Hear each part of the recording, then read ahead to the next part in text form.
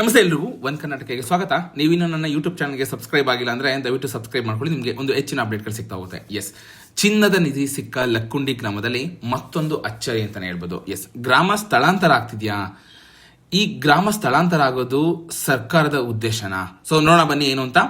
ಚಿನ್ನ ಮತ್ತು ನಿಧಿ ಬಗ್ಗೆ ಕನ್ನಡಿಗರು ಇದೀಗ ಹೆಚ್ಚು ಚರ್ಚೆ ಮಾಡ್ತಿದ್ದಾರೆ. ಇದು ನಿಮಗೂ ಗೊತ್ತು. ಇದಕ್ಕೆ ಕಾರಣವಾಗಿದ್ದೇ ಗದಗ ಜಿಲ್ಲೆಯ ಐತಿಹಾಸಿಕ ಲಕ್ಕುಂಡಿ ಗ್ರಾಮ.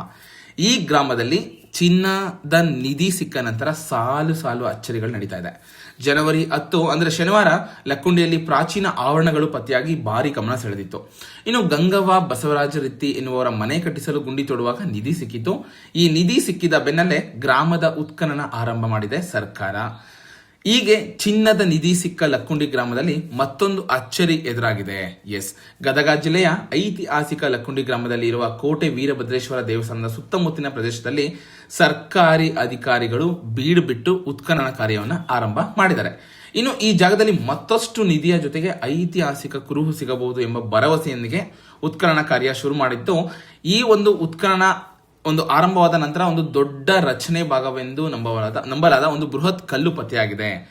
ಆ ಬಗ್ಗೆ ಕೂಡ ಅಚ್ಚರಿ ವ್ಯಕ್ತವಾಗಿದೆ. ಬೃಹತ್ ಕಲ್ಲಿನ ರಚನೆಯು ಪತ್ತೆಯಾದ ನಂತರ ಅಧಿಕಾರಿಗಳು ಮತ್ತಷ್ಟು ಅಲರ್ಟ್ ಆಗಿದ್ದು ಮುತುವರ್ಜಿಯಿಂದ ಉತ್ಖನನ ಕಾರ್ಯವನ್ನ ಮುಂದುವರಿಸ್ತಾ ಬಂದಿದ್ದಾರೆ.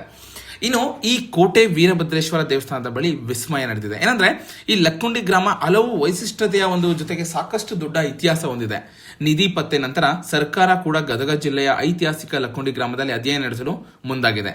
ಸೊ ಸರ್ಕಾರದ ದುರುದ್ದೇಶನ ಅಥವಾ ಸರ್ಕಾರದ ಉದ್ದೇಶ ಏನು ಅನ್ನೋದು ಜನಗಳು ಡಿಸ್ಕಷನ್ ಮಾಡ್ತಾ ಇದ್ದಾರೆ. ಇದೇ ಕಾರಣಕ್ಕೆ ಶುರುವಾಗಿದ್ದ ಈ ಒಂದು ಉತ್ಖನನದ ವೇಳೆ ಕೋಟೆ ವೀರಭದ್ರೇಶ್ವರ ದೇವಸ್ಥಾನದ ಬಳಿ ಪತ್ತೆಯಾದ ಬೃಹತ್ ಕಲ್ಲು ಅಭಿಷೇಕದ ನೀರು ಅರಿವೆ ಒಂದು ಪಾತ್ರೆಯನ್ನು ಹೋಲುತ್ತದೆ ಅಂತ ಪ್ರಾಥಮಿಕವಾಗಿ ತಿಳಿಸಿದ್ದಾರೆ. ಆದರೆ ಉತ್ಖನನ ಇನ್ನೂ ಪೂರ್ಣಗೊಂಡಿಲ್ಲ. ಇದಕ್ಕೆ ಹೀಗಾಗಿ ಮತ್ತೆ ರೋಚಕ ತಿರುವು ಪಡೆಯುವ ಸಾಧ್ಯತೆ ಕೂಡ ಎದುರಾಗಿದೆ. ಅಂದ್ರೆ 1.5 ಅಡಿ ಉದ್ದದ ಕಲ್ಲು ಇದಾಗಿದ್ದು ಮತ್ತಷ್ಟು ಉತ್ಖನನ ನಡೆಸುವ ಒಂದು ನಂತರ ಕಲ್ಲಿನ ರಚನೆಯು ಇನ್ನುಳಿದ ಭಾಗಗಳು ಹೊರಬರುತ್ತೆ ಅಂತ ಕೂಡ ಕಾದು ನೋಡ್ತಾ ಇದ್ದಾರೆ ಜನಗಳು. ಅಥವಾ ಆಫೀಸರ್ಸ್ ಕೂಡ ಅದೇ ಆಗಿದೆ.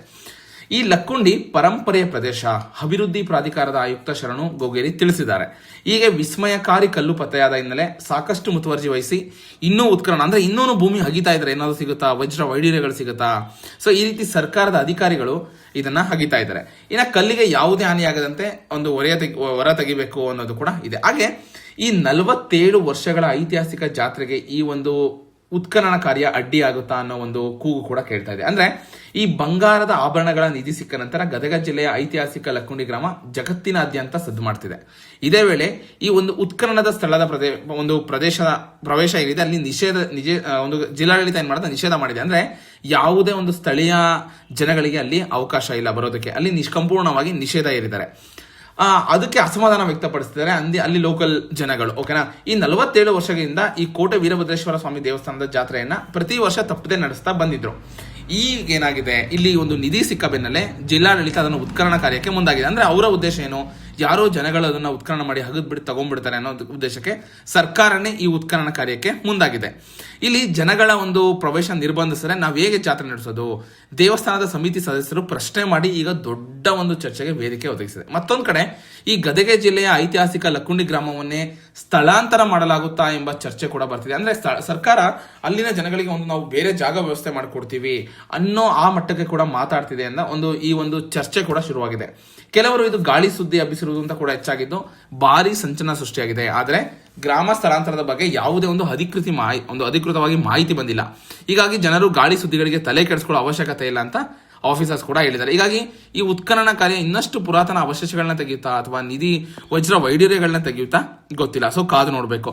ಸೊ ಇದ್ರ ಬಗ್ಗೆ ಈ ಸರ್ಕಾರದ ಒಂದು ಉದ್ದೇಶದ ಬಗ್ಗೆ ನಿಮ್ಗೆ ಏನ್ ಅನ್ಸುತ್ತೆ ಕಮೆಂಟ್ ಮುಖಾಂತರ ತಿಳಿಸಿ. ಇದೇ ರೀತಿ ಒಂದು ಹೆಚ್ಚಿನ ಅಪ್ಡೇಟ್ಗಾಗಿ ನನ್ನ ಯೂಟ್ಯೂಬ್ ಚಾನಲ್ ಸಬ್ಸ್ಕ್ರೈಬ್ ಮಾಡಿ ಇದೇ ರೀತಿ ಸಪೋರ್ಟ್ ಮಾಡ್ತಾ ಇರಿ. ಧನ್ಯವಾದಗಳು.